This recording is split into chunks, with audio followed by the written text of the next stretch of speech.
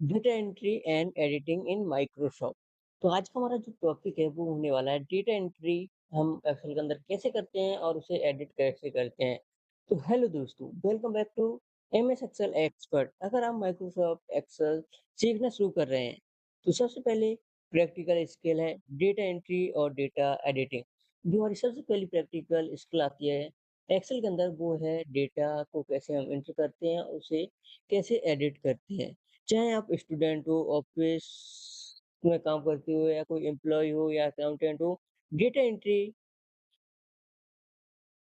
Operator या data एनालिटिस्ट बनना चाहते हो तो एक्सेल में फास्ट और एक्यूरेट डेटा एंटर करना आना बहुत ज़रूरी है। तो आज की वीडियो के बाद आप एक्सेल के अंदर डेटा एंट्री करना बहुत ही अच्छे से सीख जाओगे और डेटा को एडिट करना भी। तो जो हमारा सबसे पहला टॉपिक है, हम समझते हैं कि डेटा एंट्री आखिर होती क्या है? डेटा एंट्री का मतलब क्या है? डेटा एंट्री का मतलब है एक्सेल के किसी भी सेल में इंफॉर्मेशन टाइप करना। तो देखिए, एक्सेल के अंदर सेल मैंने आपको बता दिया है, तो मैं थोड़ा ज़ूम कर लेता हूँ। तो इस तरीके से हमारे पास एक्सेल का इंटरफ़ेस होता है, ये हमारा वर्कशीट है। यहाँ पे मैंने आपको बता दिया था कि एक्सेल के जो हमारी बाय डिफ़ॉल्ट शीट होती है, हम उसका काम करते हैं, हम उसका नेम चेंज करते हैं। तो आज हम इसमें क्या सीखने वाले हैं, डेटा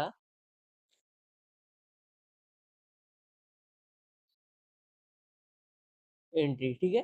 तो हम डेटा एंट्री सीखने वाले हैं, तो हमने यहाँ पे सबसे पहले शीट का नेम चेंज कर दिया। तो अब एक्सेल की कोई भी सेल को मैं यहाँ पे सिलेक्ट कर लेता हूँ, यहाँ से लेके इस जहाँ पे रो और कॉलम क्रॉस करता है, जैसे ये हमारी रो है और ये कॉलम है, तो इसे हम क्या कहते हैं, सेल। जिस सेल पे हमने क्लिक किया उसे हम कहते हैं एक्टिव सेल। तो सबसे पहले हम एक्सेल के अंदर कोई भी डेटा को सिलेक्ट करते हैं, जैसे मैंने इस सेल को सिलेक्ट किया। अब मैं यहाँ पे कोई भी डेटा को टाइप करता हूँ, वो हमारे लिए क्या बन जाती है, एक इन्फॉर्मेशन। जैसे मैंने यहाँ पे जेन टाइप किया, तो इस तरीके से हम यहाँ पे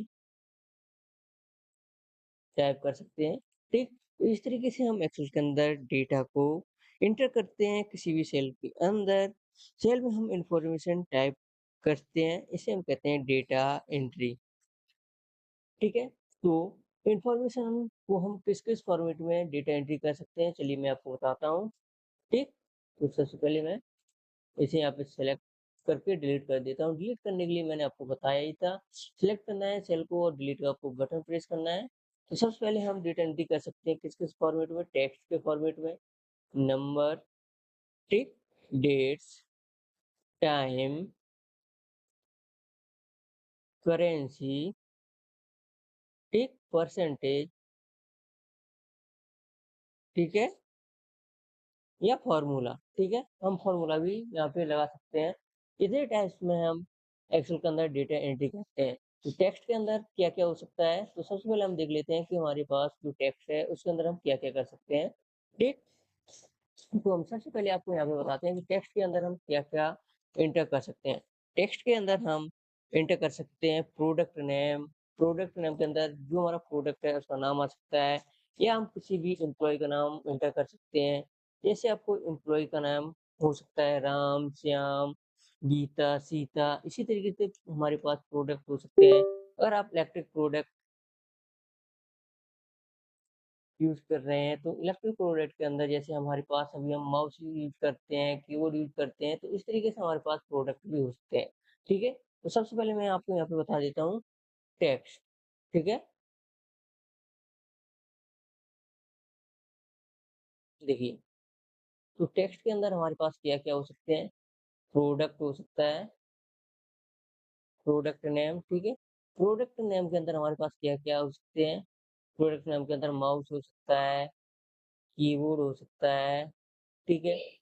रैम हो सकते हैं, सीपीयू हो सकता है, रोम हो सकते हैं, तो और भी बहुत सारे प्रोडक्ट्स होते हैं, तो ये हमारे पास टैक्स के अंदर आते हैं।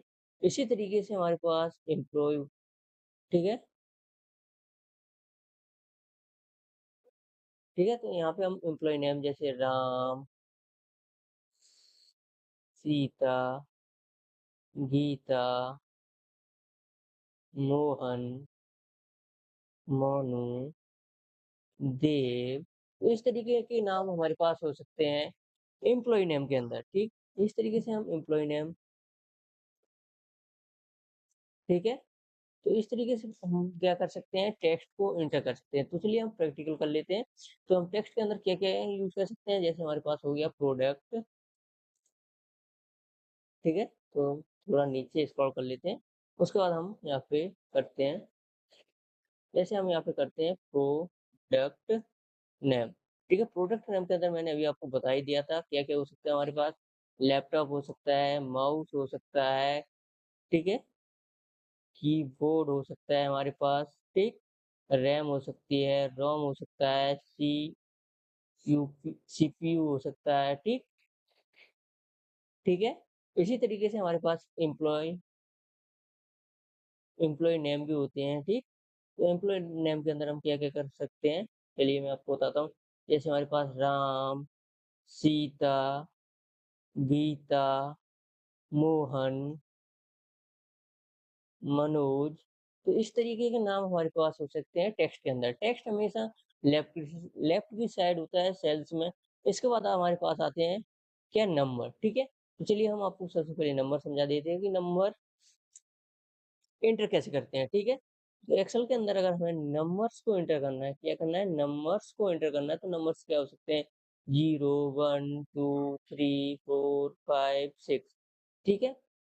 ये भी हमारे पास नंबर है, जैसे हम 10, 20, 30, 40, 60, ठीक है? इस तरीके से हम इसके अंदर नंबर एंटर कर सकते हैं, और भी नंबर हम एंटर कर सकते हैं, जैसे 1000, 10,000, ठीक? 46,000, 4 लाख, ठीक, 75,000, इस तरीके से हम नंबर एंटर कर सकते हैं। चलिए अब हम आपको प्रैक्टिकल करके बताते हैं नंबर को, कि हम नंबर प्रैक्टिकल कैसे एंटर करते हैं। तो देखिए, अब हमने यहाँ पे नंबर एंटर कर रहे हैं, ठीक? तो हम यहाँ पे क्या, एक कॉलम बना लेते हैं नंबर का, ठीक है? 10, ठीक? 20, 56, ठीक है? फिर टू 2000, तो हमेशा आप देखिए नंबर हमारे हमेशा राइट की साइड आ रहे हैं, और जो हमारा टेक्स्ट था आप देख सकते हैं यहाँ पे, टेक्स्ट कहाँ पे है? टेक्स्ट आ रहा है हमारा लेफ्ट की साइड। नंबर हमेशा राइट की साइड आते हैं, ठीक है? इतना आपको समझ में आया? ठीक।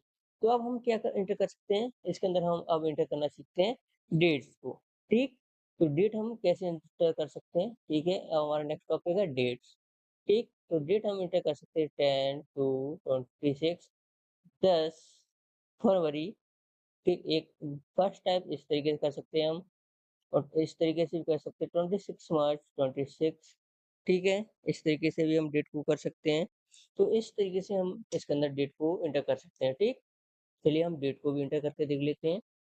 यहाँ पे हम एंटर करने वाले हैं क्या, डेट, ठीक है? यहाँ पे हम क्या एंटर करने वाले हैं, डेट, ठीक? तो डेट को हमें अगर एंटर करना है तो ठीक, मैं यहाँ पे लिख देता हूँ, ठीक है? जो हमारी डेट उसकी है 10 मार्च 2026, इस तरीके से हम एंटर कर सकते हैं, ठीक है? यहाँ पे देखिए, यहाँ पे मैं इस तरीके से भी एंटर कर सकता हूँ, ठीक है? तो इस तरीके से हम डेट को यूज़ कर सकते हैं, इस तरीके से हम डेट को टाइप कर सकते हैं अपने डेटा एंट्री के अंदर। अब हम यहाँ पे देख लेते हैं कि हम टाइम को कैसे एंटर कर सकते हैं। तो हमें यहाँ पे टाइम को एंटर करने के लिए एएम और पीएम होता है, सिर्फ़ वही चेंजेस होगा टाइम को एंटर करने के लिए, ठीक है? तो टाइम हम यहाँ पे सिंपल तरीके से, इस तरीके से हम यहाँ पे टाइम को एंटर कर सकते हैं, इसके हमें एएम या पीएम लगाना है हमें, ठीक है? तो इस तरीके से हम यहाँ पे टाइम को एंटर कर सकते हैं, ठीक? अगर आपको डेट शॉर्टकट की से चाहिए तो आप कंट्रोल के साथ में सेमीकोलन प्रेस कर दीजिए, ठीक?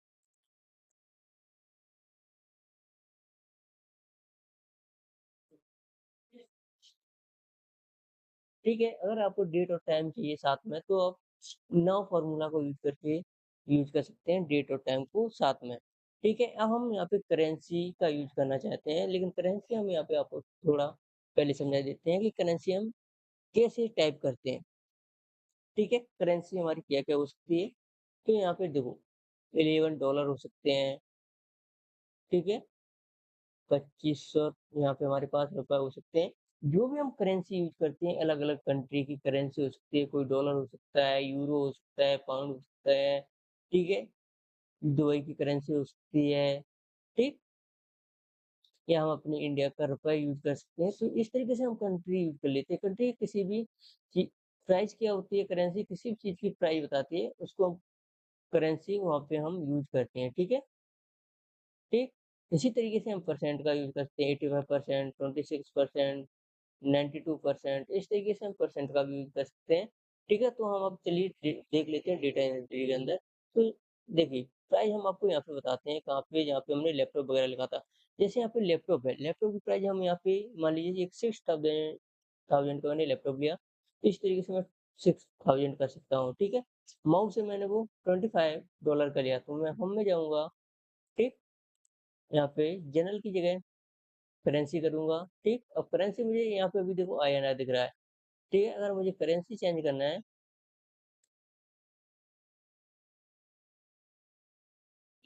ठीक?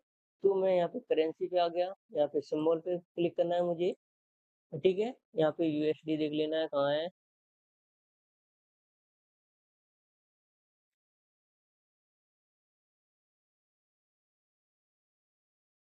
तो देखिए यहाँ पे बहुत सारी हमें करेंसी मिल जाती हैं, तो हम कोई भी करेंसी को यहाँ पे फिलहाल आपको यूज़ करके बता देता हूँ, ठीक है? तो मैं ये ऑस्ट्रेलिया की ले लेता हूँ, ओके किया मैंने। तो देखिए, यहाँ पे इस तरीके से हम करेंसी को चेंज कर सकते हैं। अब माउस है हमारे पास 600 मैंने इसे यूज़ किया, इस पे क्लिक किया, नंबर वाले सेक्शन में आना है, ठीक है? यहाँ से आपको करेंसी दिख रहा है, यहाँ से हम यूनाइटेड स्टेट की करेंसी ले सकते हैं, ठीक? यहाँ पे हमें शॉर्टकट में भी मिल जाते हैं ऑप्शंस, रैम हमारी, ठीक? इस तरीके से हम यहाँ से मल्टीपल करेंसी को यूज़ कर सकते हैं, या हमने चाइनीज़ करेंसी यूज़ कर ली, इस तरीके से हम करेंसी यूज़ कर सकते हैं, ठीक है? अब हम यहाँ पे आपको परसेंटेज बता देते हैं।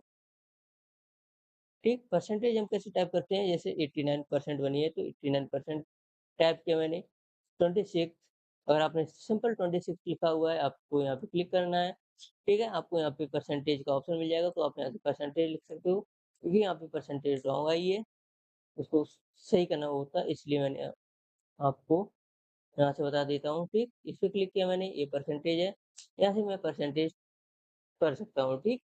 56% करना है, ठीक? तो इस तरीके से मैं यहाँ से परसेंट पे क्लिक करूँगा,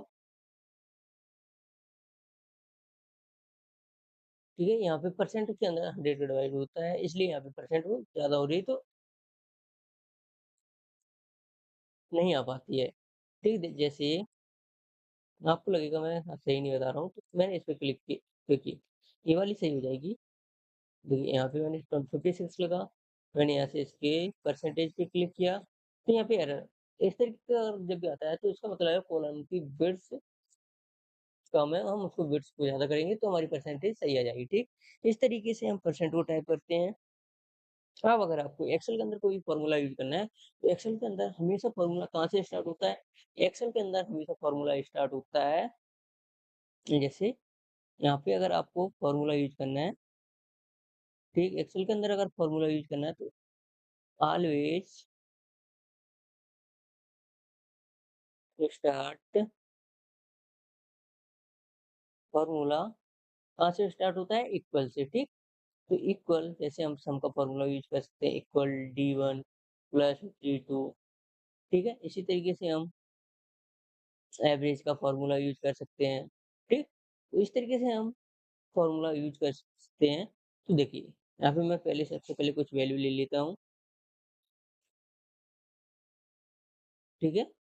तो चलिए, देखिए इक्वल सम ब्रैकेट मैंने इसको दिया, यहाँ पे प्लस किया, ठीक? इस तरीके से मैं फ़ॉर्मूला यूज़ कर सकता हूँ, ठीक?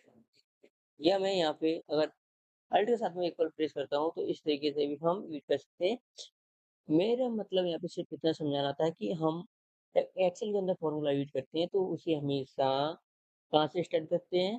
तो उसे हम हमेशा स्टार्ट करते हैं इक्वल से। तो ये हमारा बेसिक फ़ॉर्मूला का एक अलग चैप्टर है, जहाँ पे मैं आपको सारे बेसिक फ़ॉर्मूला कवर कराऊँगा। तो सिंपल इसमें मुझे सिर्फ़ समझाना था कि हम एक्सेल के अंदर फ़ॉर्मूला कैसे टाइप करते हैं।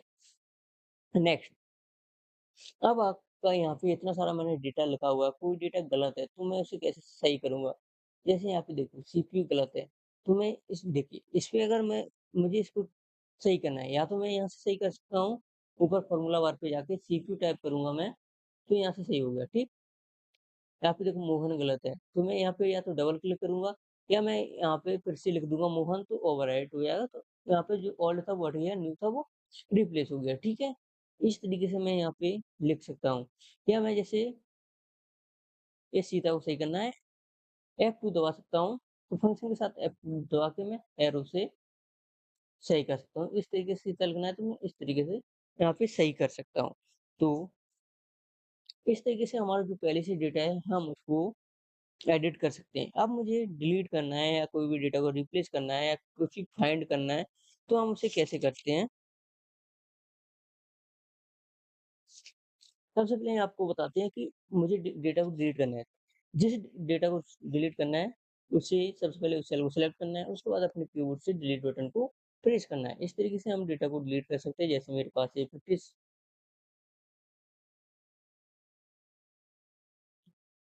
हाँ, देखिए ये मुझे डिलीट करना है, तो मैंने सिंपल सेल को सेलेक्ट किया, डिलीट प्रेस किया, तो यहाँ पे मेरा डेटा डिलीट हो गया। वैसे इसको डिलीट करना है, सॉरी।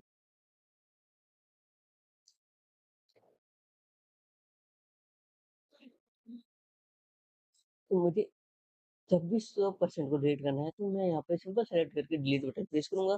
तो इस तरीके से हम डिलीट कर सकते हैं,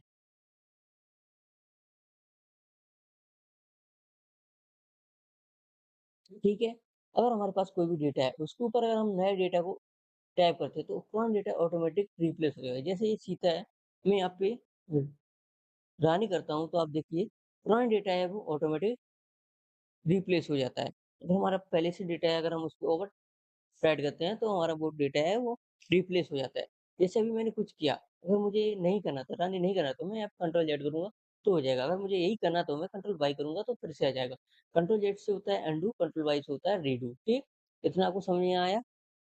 ओके, ठीक है? अब मुझे इसके अंदर कुछ भी फाइंड करना है, जैसे मुझे इसके अंदर कुछ भी फाइंड करना है, तो फाइंड की शॉर्टकट की है कंट्रोल एल, ठीक है? मुझे फाइंड क्या करना है? मुझे फाइंड यहाँ पे करना है, ठीक है? रानी, ठीक? मैं यहाँ पे फाइंड पे क्लिक करूँगा। जैसे ही मुझे फाइंड मिल जाएगा, ठीक है?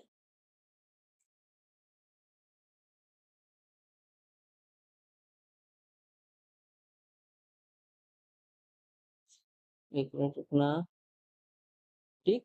मैं यहाँ पे कंट्रोल एफ प्रेस करता हूँ और फाइंड करूँगा, ठीक है? तो फाइंड करने के लिए मुझे डेटा सेलेक्ट करना होगा, कंट्रोल ए से मैं डेटा करूँगा, कंट्रोल एफ करूँगा, उसके बाद फाइंड करूँगा रानी, तो फाइंड मैंने जैसे ही नेक्स्ट किया, यहाँ पे मुझे फाइंड ए आ गया, देखिए।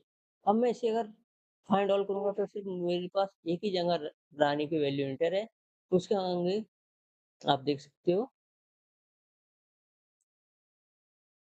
ठीक है? अगर मुझे कुछ रिप्लेस करना है, तो मैं क्या करूँगा, कंट्रोल एच करूँगा, ठीक? इस तरीके से रिप्लेस मुझे रानी की जगह मीना करना है, ठीक है? तो मैं इस तरीके से फाइंड करूँगा, ठीक? और यहाँ पे रिप्लेस कर दूँगा। तो इस तरीके से हम फाइंड और रिप्लेस का यूज़ करते हैं। जैसे-जैसे हम आगे अपनी डेटा को यूज़ करेंगे, आपको ये सारी शॉर्टकट बहुत ही अच्छी तरीके से रटने वाली है। तो इस वीडियो को लाइक कीजिए और डेटा को ज़रूर यूज़ करें प्रैक्टिस के लिए। तो सबसे पहले यहाँ पे कुछ टिप्स हैं जो मैं आपको देना चाहता हूँ, एक डेटा एंट्री की लेवल की। तो डेटा एंटर करने से पहले करेक्ट सेल सेलेक्ट करना है। ऐसा नहीं है हम कहीं भी डेटा एंटर कर रहे हैं। डेटा एंटर करना है, जैसे यहाँ पे मान लीजिए मुझे प्रोडक्ट नाम की जगह, ऐसा नहीं है कि मैं यहाँ पे राम लिख दूँ, तो नहीं लिख सकता हूँ क्योंकि यहाँ पे प्रोडक्ट नाम आना है। कोई राम वो प्रोडक्ट नहीं है, ये क्या है, एक एम्प्लॉयी का नाम है। तो यहाँ पे हम नहीं कर सकते। तो सबसे पहले डेटा एंटर करने से पहले हमें एक करेक्ट सेल सेलेक्ट करनी है, और जब भी हम डेटा एंटर करते हैं, तो हमें कंट्रोल एस को प्रेस करना है सेव करने के लिए, ठीक है? ऐसे मैं इसको सेव कर देता हूँ, कंट्रोल एस को प्रेस करके सेव, ठीक? हमेशा 5-10 मिनट के बाद आपको कंट्रोल एस प्रेस करना है, क्योंकि आपका जो भी डेटा है वो डिलीट नहीं होना चाहिए, ठीक? एडिटिंग के लिए शॉर्टकट की हम यूज़ कर सकते हैं F2 का, ठीक? इतना आपको समझ में आया? ओके। अब हम आपको नेक्स्ट बताने वाले हैं कट, कॉपी, पेस्ट, ठीक है? कट, कॉपी, पेस्ट भी आना आपको बहुत ही ज़रूरी है, ठीक? जैसे मैं यहाँ पे इसको कट कर रहा हूँ, ठीक है? तो कंट्रोल एक्स से हम कट करते हैं, इसको मैं इस शीट के अंदर पेस्ट करना चाहता हूँ।